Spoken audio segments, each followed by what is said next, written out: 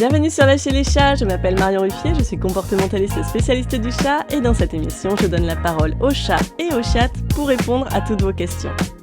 Alors dans cette émission aujourd'hui, j'avais envie de poursuivre un petit peu ma réflexion, pas exactement la même, mais quand même dans la lignée un petit peu de l'épisode précédent, où c'était est-ce que les chats sont nos escort boys ou nos escort girls, où on réfléchissait sur le sujet de est-ce que parce qu'on paye pour eux, on se permet des choses, on se donne des droits au détriment de ce que veut vraiment le chat. Donc voilà, on a parlé de consentement, entre autres, de comment savoir si le chat est OK ou pas OK pour avoir des câlins. Et aujourd'hui, j'avais envie d'aborder une autre face de ce sujet, et je me demandais si les chats étaient nos faire-valoir. Un petit peu finalement, donc comme une escorte qui va mettre en valeur la personne qu'elle accompagne. Vous voulez dire, qu'est-ce que votre chat raconte de vous? Qu'est-ce qu'il dit de vous, finalement, sur la personne que vous êtes, sur vos goûts, sur vos valeurs, tout ça? Alors oui, probablement en toute inconscience, mais mettons un peu de conscience là-dessus, avec plaisir. Et oui, par exemple, moi, avec Chifou, salut Chifou, clairement, Chifou, tu me mets en valeur. Je veux dire, t'es trop mignon, tu me fais des câlins de fou. Ouais, c'est vrai. Bah ouais. Et du coup, quand je partage ces moments sur Insta, finalement, ça reflète une image de ma relation avec mon chat qui est idyllique et tout, voilà. Et par exemple, dans mon cas, en tant que comportementaliste félin, être prise en photo avec mon chat ou avec des chats, tout ça, ça me met en valeur. On pourrait dire d'une certaine manière que ça me vend, tu vois. Absolument, absolument. Mais je m'interroge parfois et je me dis, mais sans Chifou, qu'est-ce que je serais? Voilà, alors bien sûr qu'il y a l'amour. Enfin, pour moi, c'est... Je conçois pas de perdre mon Chifou parce que je l'aime de dingue, voilà, vraiment de dingue. Mais par exemple, quand j'ai perdu Poupou et Tite, que j'aimais aussi comme une dingue, je me suis sentie comme amputée, en fin de compte. Sans eux, il n'y avait plus beaucoup de sens dans plein de choses que je vivais, que je faisais, je sais pas comment dire. Je me sentais vide. Et je me dis, mes chats, ils remplissaient ma vie. On formait vraiment un duo de trois chats intrépides, quoi. C'était dur après parce qu'on n'était plus qu'un trio de un. Et ça, c'est pas facile. Ouais. Et en fait, ils donnaient, chacun séparément et tous les trois ensemble, un sens vraiment particulier à ma vie. Vous voyez, chacun m'apprenait des choses et les trois ensemble m'apprenaient des choses. C'est comme s'il y avait une entité de ce trio et puis cette personnalité très propre à chacun, et c'était très différent. Mais bon, du coup, je me dis, il représentait vraiment une part de ce que je suis et je me dis dans quelle mesure c'était mes faire-valoir, dans le sens où sans eux, j'avais aucun intérêt. Enfin, des fois, je me dis, mais sans mes chats et sans mon Chifou, j'ai aucun intérêt, en fait. Oh, c'est trop mignon. Non, mais c'est vrai, c'est vrai. C'est vrai que je suis trop mignon, nous étions trop mignons. C'est vrai que Marion et moi, on est des âmes chères, hein, tu vois. Marion dit souvent, elle dit, c'est fou, c'est mon âme chère féline, mais moi, c'est mon âme chère humaine, hein, c'est sûr. Mais je sais qu'un jour, je partirai, et que toi aussi, Marion, tu partiras un jour, et que quelqu'un, à ce moment-là, perdra son âme chère humaine, tu vois, chez la vie. Waouh! Ah non, mais là, il y a une énergie de dingue. C'est trop beau, faut me donner la chair de moule. Oui, alors, on s'éloigne un petit peu du sujet qui était est-ce que nous sommes des faire-valoir pour vous, n'est-ce pas? Oui, pardon, Martine. Quoiqu'en fait, on s'éloigne pas tant que ça, finalement. Après, je crois que je ne me suis jamais dit, tiens, grâce à lui ou grâce à eux, je vais renvoyer telle ou telle image. Bon. Mais le fait est que, grâce à eux, j'ai eu une certaine image de moi, et une image que j'ai acceptée, en fait. J'ai peur d'être un petit peu confusionnante. Mais bon, en tout cas, je me demande, dans cette réflexion aussi, est-ce que parfois, inconsciemment, on choisit pas aussi tel ou tel chat pour l'image qu'il va donner de nous? Voilà, ou comment on va, entre guillemets, utiliser notre chat pour montrer qui on est. Alors moi déjà, je crois vraiment que on se choisit sans le savoir, mais on se choisit sur une autre sphère, sur une autre dimension, tu vois. Mais après, je comprends ce que tu veux dire, hein. Est-ce que je l'utilise pour cette image ou est-ce qu'on nous façonne, en fait? Est-ce que les humains, vous nous façonnez pour montrer une image de vous? Ben, excuse-moi, Marion, mais peut-être un petit peu comme toi quand tu me filmes tout le temps quand tu fais des câlins.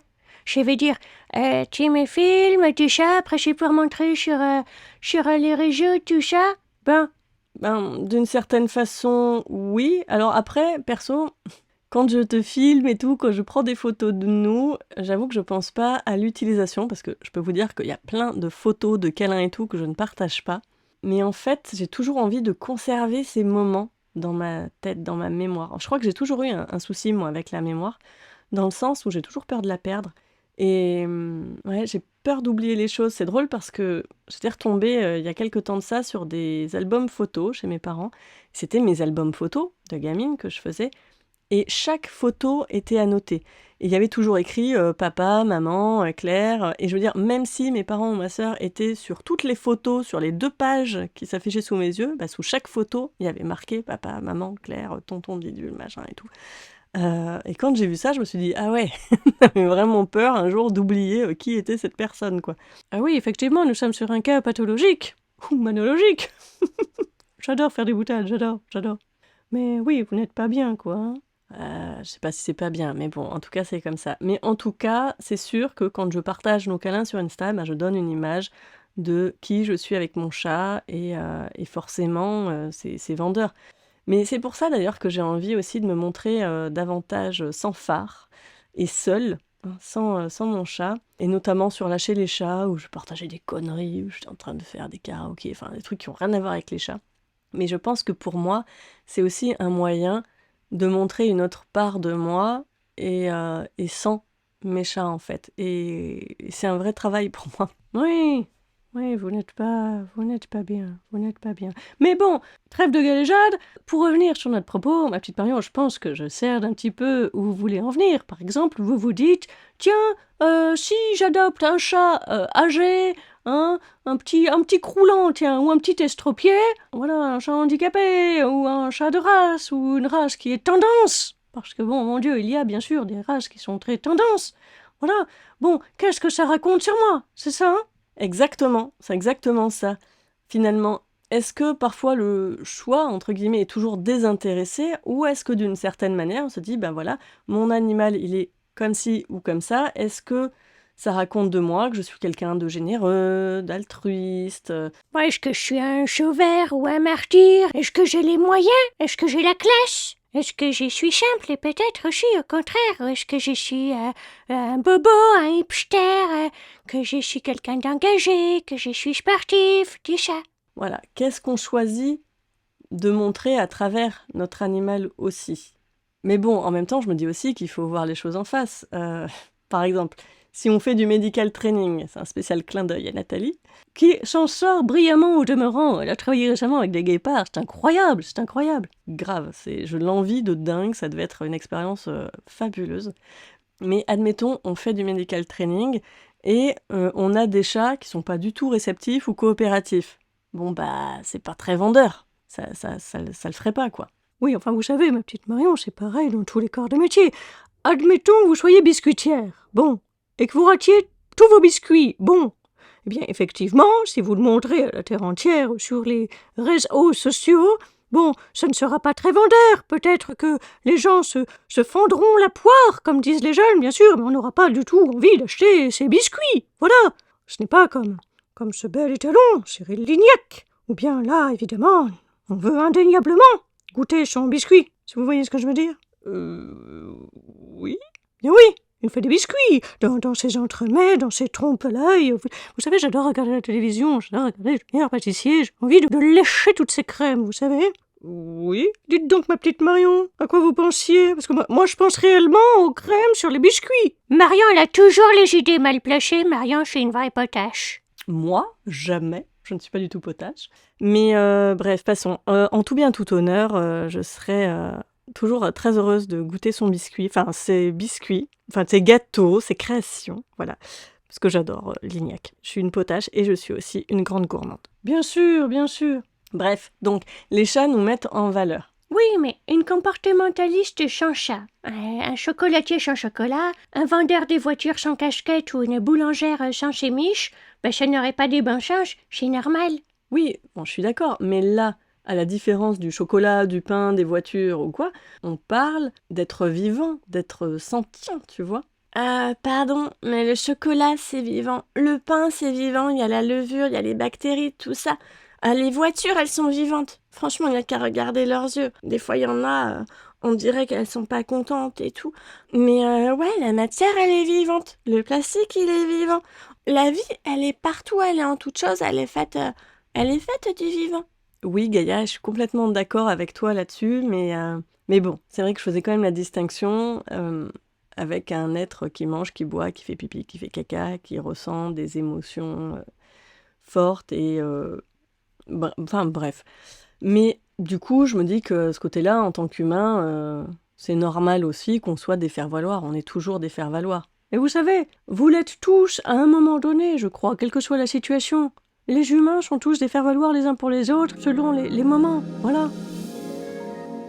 Alors par rapport au faire-valoir, donc on a parlé du côté quand même un peu inconscient de la chose, mais il y a quand même aussi des personnes qui adoptent consciemment un animal, clairement comme ils adopteraient un vase, quoi, pour se donner un statut et... Oh, mon Dieu, oui! Mon Dieu, oui, mon Dieu, oui. Je dois vous raconter ceci, ma petite Marion. Vous savez, l'autre après-midi, avec mon amie Martine, lorsque nous sirotions un verre de lait dans la véranda, elle me racontait qu'elle avait entendu une humaine, alors qu'elle se languissait au soleil d'automne sur la pelouse, elle avait entendu cette humaine discuter avec une dame qui avait travaillé dans une animalerie, qui vendait des animaux, régie au passage, bien sûr, et qu'une femme, une cliente, était revenue le lendemain parce que le chien n'allait pas avec la décoration de son salon.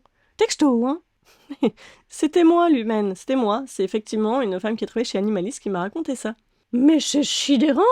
Sidérant. Et d'ailleurs, la dame en question était obligée de reprendre le chien de cette cliente. Mais vous savez, la petite Marion, vous savez, c'est sans doute mieux pour le chien, parce qu'en fin de compte, vivre avec une personne qui a si peu de morale, hein, ça n'aurait pas été une bonne vie pour lui. Ouais, j'avoue. Et d'ailleurs, j'ai moi-même eu plusieurs fois des consultes où on sentait ce truc-là, et je me souviens d'une où c'était assez chaud.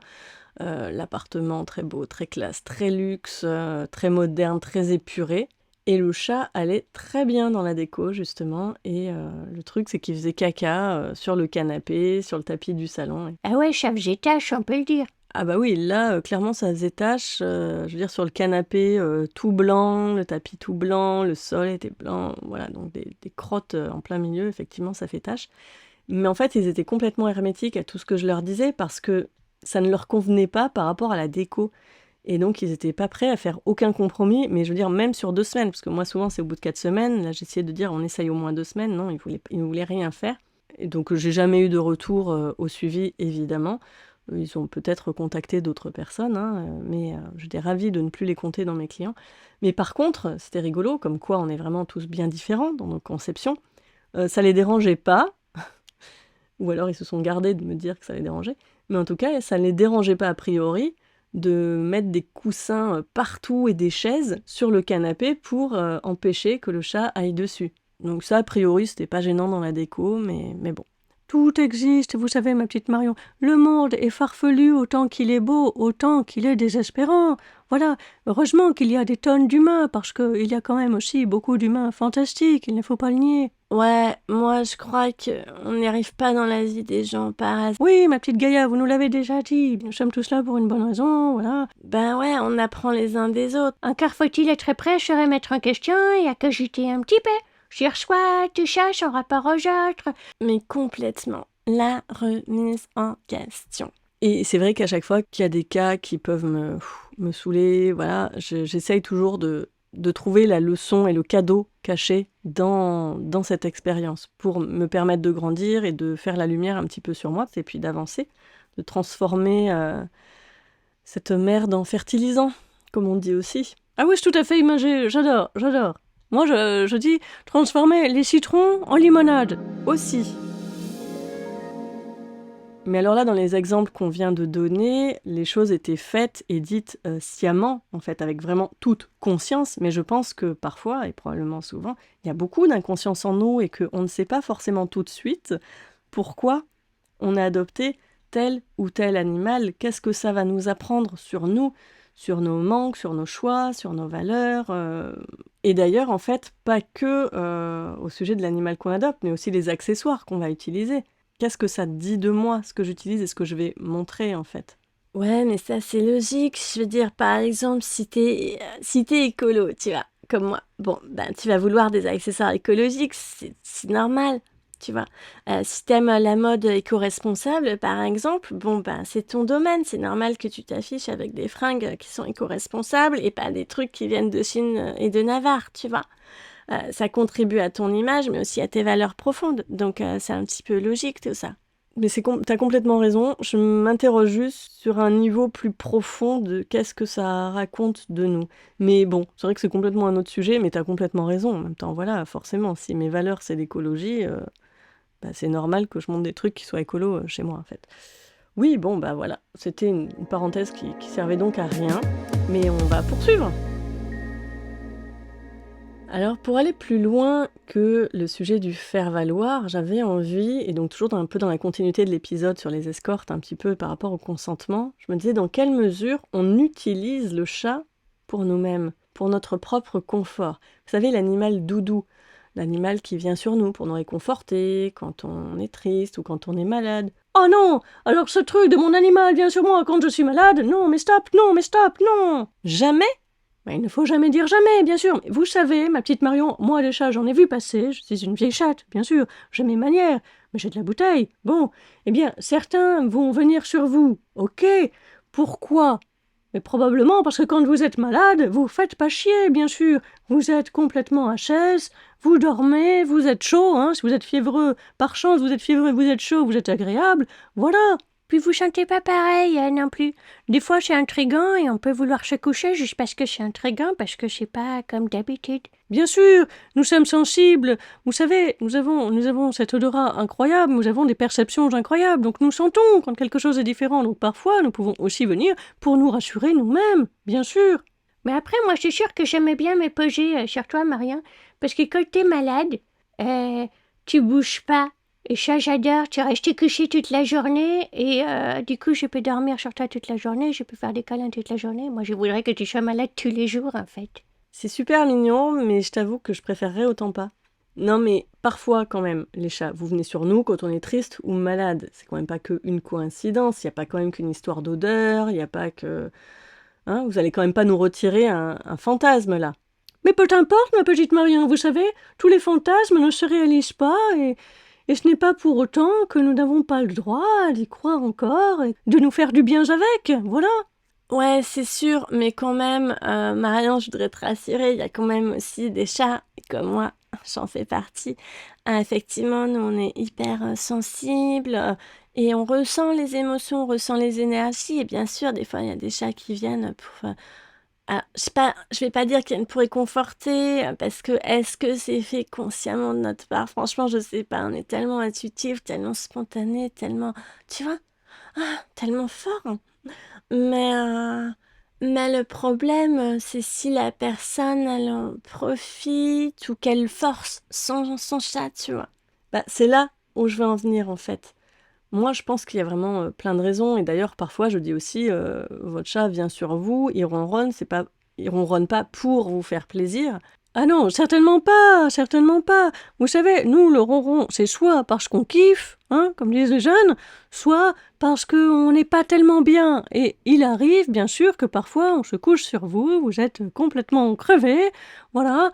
On va ronronner parce qu'on va ressentir des choses particulières et nous allons nous apaiser en ronronnant. Et, bien évidemment, de fil en aiguille, nous allons ronronner.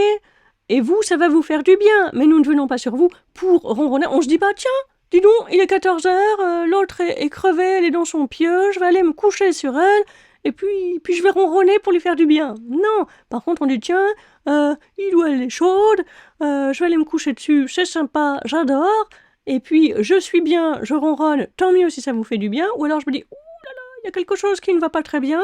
Bon, je ronronne pour moi me faire du bien, et puis ça vous fait du bien à vous aussi, voilà. Ouais, ok. Merci pour tous ces éclairages. Et du coup, je voulais rebondir un petit peu sur le chat quand il vient sur nous. et qu'on le force un peu à rester, tu sais, des fois on le prend dans les bras, ou alors quand on les porte, tu vois, on les porte, on lui fait des bisous, on lui fait des câlins, et en fait on ferme les yeux, finalement, sur le fait que le chat nous repousse. Alors ça, vous savez, ma petite Marion, un chat pas cool, hein, comme vous dites les jeunes, il va se rebiffer. Ça, c'est certain. Oui, mais il y a d'autres chats qui sont complètement inhibés et qui restent complètement dociles, on va dire, avec des guillemets. Ils repousseront un peu, mais finalement, ils vont se laisser faire. Et ce que je trouve terrible, c'est l'humain qui dit « mais si, il adore, il adore ». Non, ça, ce n'est pas correct. Si nous repoussons, nous disons non. Et oui, en fait, il y a pas mal d'humains, je pense, qui nient. En tout cas, c'est plus facile de faire comme si, voilà, oh non, j'ai pas vu qu'il résistait, parce que moi, je veux mon câlin. Voilà, coûte que coûte. Moi, j'ai besoin de mon câlin, j'ai besoin de lui faire un bisou, j'ai besoin de caresser ce petit animal tout doux que j'aime, et donc je vais fermer les yeux sur sa résistance à lui, en fait. Moi, je fais ça pour me faire du bien, et toi, c'est pas grave, quoi. Alors, moi, vous savez, je pense que l'animal doudou, pour se réconforter, comme je disais tout à l'heure, c'est pas un drame tant que l'animal est pleinement heureux dans son câlin à ce moment-là, en fait. C'est un petit peu comme le fait de manger ses émotions. C'est ok de manger ses émotions. Parfois, on dit « Ah, tu manges tes émotions, c'est pas bien, machin ». Mais c'est complètement ok, et heureusement qu'on a le droit de manger nos émotions. Et oui, si demain je suis pas bien et que je veux bouffer une tablette de chocolat, c'est ok de manger ta tablette de chocolat.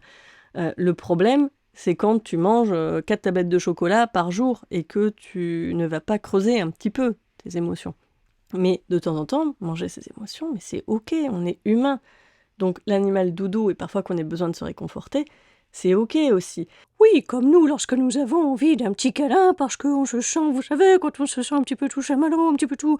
Hein, je sais pas trop ce que j'ai. Qu'est-ce que tu as? Je ne sais pas. Sauf que nous ne pouvons pas le dire. Alors, qu'est-ce que nous faisons? Eh bien, nous venons, nous faisons nos petits mignons, nous allons enfouir notre tête sous votre aisselle, par exemple, voilà, pour nous réconforter, bien sûr, c'est ok, c'est ok. Oui, tout à fait, c'est ok, et donc à l'inverse, c'est ok aussi, mais jusqu'à un certain point, en fait. Là, moi, où je trouve que c'est pas ok, c'est quand je prends, parce que moi, j'ai envie de prendre, et je me fous un petit peu de savoir si t'es d'accord ou pas, quoi. Juste parce que moi, j'ai besoin de me sentir bien, je prends, et je nie tout le reste, quoi. Ou juste parce que moi, je pense que ça me fait du bien, et ça te fait du bien, et ça m'arrange de penser ça. Ben non, c'est nier vraiment le besoin de notre animal. Pour moi, c'est là où il y a vraiment un problème. Moi, je crois qu'il y a des gens comme ça qui ont un sacré manque de connexion, en fait, à l'autre et avec eux-mêmes aussi. Tu vois, comme s'il y avait une part de leur essence. Je parle pas des voitures, hein, je parle vraiment des humains, de leur source divine. Je crois qu'il y a une part qui nie leur essence, tu vois. Oui, ou qui sont complètement raccord avec leur essence d'enflure. Ah, Martine, je vois ce que tu veux dire, mais on n'est pas tous des enflures, on est des êtres en perpétuelle évolution. Même nous les chats, hein, tu vois, on est en évolution. Ben, c'est sûr, parce que des fois, franchement, il y a des chats, ils sont un peu relous. Ils sont bien insistants.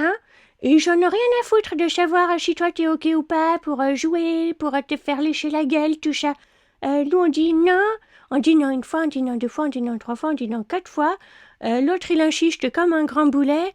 Bon, bah là aussi, il nie un petit peu notre part tu vois, notre consentement. Entre chats aussi, il y a des chats qui nient le consentement. Ouais, c'est intéressant ce que tu dis là, mon petit chifou. Mais je suis intéressant. Au passage, c'est pour ça que je dis toujours à mes clients de ne rien faire, de ne pas s'interposer entre les chats, et c'est important pour vous, les chats, que vous posiez vos limites entre vous. Eh ben, encore heureux. J'arrive un petit peu au terme de cette émission et j'ai pas vraiment de réponse, à vrai dire. Mais bon, en même temps, pour moi aussi, c'est un espace ici où je peux réfléchir sur des sujets. Et puis j'aime bien ça, moi, essayer de réfléchir un petit peu sur les relations qu'on a avec nos animaux, hein, humains, animaux, tout ça. Mais ouais, finalement, je me dis, faire valoir, je suis pas tellement sûre, en fait. Alors peut-être que pour certains, oui, mais bon, je crois pas. Et je pense pas que Shifu soit mon faire-valoir. Par contre, ce qui est évident pour moi, c'est que Shifu m'apprend des choses. Vous savez, quand je disais qu'est-ce que notre chat dit de nous, qu'est-ce qu'on montre à travers notre chat, mais en fait, je me dis qu'est-ce que notre chat nous dit de nous, mais c'est un lien entre nous et nous-mêmes, en fait. Ouais, comme un menteur, en fait. Oui, vous savez, nous sommes tous les mentors des uns des autres, hein. Chats, chiens, chevaux, humains, bien sûr. Ouais, les loutres aussi, les perdreaux, les cailloux. Oui, ma petite Gaïa, les cailloux aussi, bien sûr. Le vivant est un mentor. Ah, c'est sûr. Bah, du coup, c'est peut-être le moment de s'arrêter là, en fait. Ouais, je vous remercie tous de nous avoir écoutés jusqu'au bout dans toutes nos réflexions. Voilà. Si cet épisode vous a plu, n'hésitez pas à le liker, à le partager ou à vous abonner, tout ça, parce que c'est comme ça que mon podcast sera mieux référencé et aura plus de chances de vivre plus longtemps. Sur ce, je vous souhaite plein de bonnes choses, prenez bien soin de vous et bien soin de vos chats, lâchez-vous et gros bisous!